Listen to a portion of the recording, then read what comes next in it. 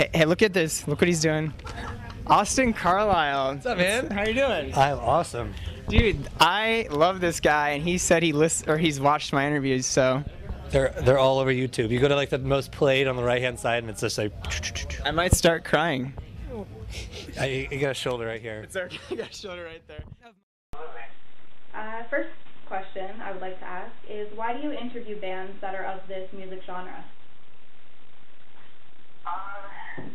Because those fans are so dedicated to it, and I don't know, I guess I've interviewed like pop bands like Cody and American Idol, and the response that I get from the fans just isn't quite the same. Like, I actually kind of like, American Idol, and I'm not like, I can listen to Cody Simpson, like it's catchy and stuff, but the passion and like the response I get from fans of, bands like Slipknot and Avenged Sevenfold, Disturbed, and even bands like Black Veil Bride, Yeah. Like My Chemical Romance, like just kind of darker scene, Warped Tour, heavy metal, whatever you want to call them, bands.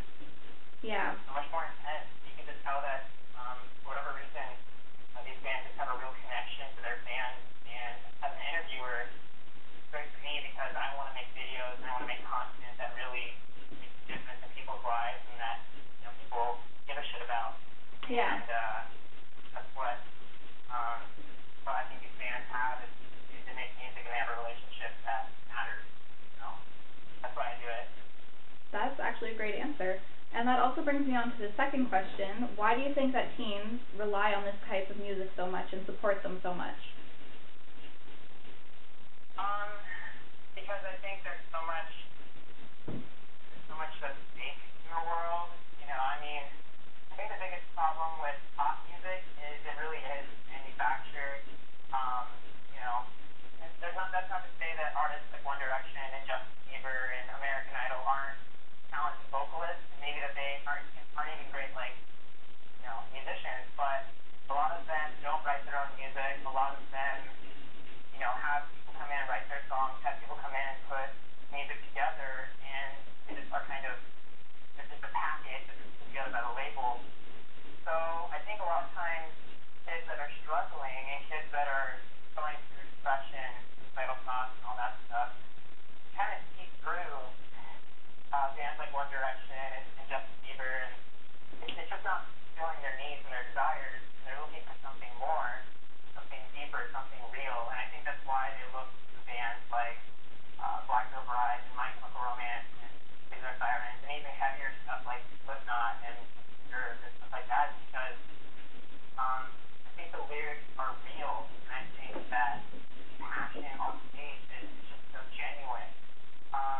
And this isn't to bash on Justin Bieber or One Direction, Yeah. It's great party music, it's great feel-good music, but some of these kids who are abused or being bullied, they need something more, and I think that's what these bands provide. Yeah. I definitely see where you're coming from with that. And, okay, so there's 3 more questions that I have. Do you think that bands who create heavy metal, hard rock music can influence teens to become depressed, suicidal, or destructive? I don't think so at all. No, I don't think so. I think a lot of times people hear like the tone of the music. There's a lot of yelling or they take one lyric out of context, a lot of cursing or a lot of anger, and then they say, "Oh, this is bad," blah blah blah. But I think when you actually look at the overall context of music, it's actually very positive usually. And even bands like Slipknot that are very angry and that have very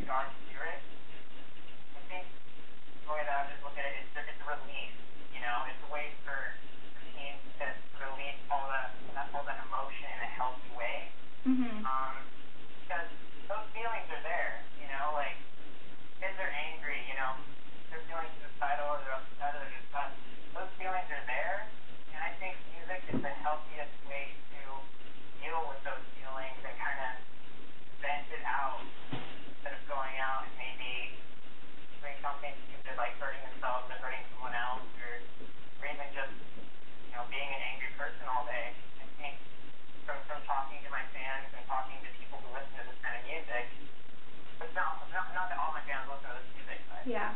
people that do listen to this music, it really helps them to get these feelings out in a healthy way.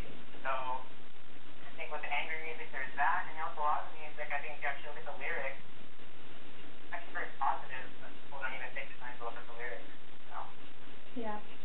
And okay, I'm just gonna ask one more question because my chinchilla stole my last question. Sure.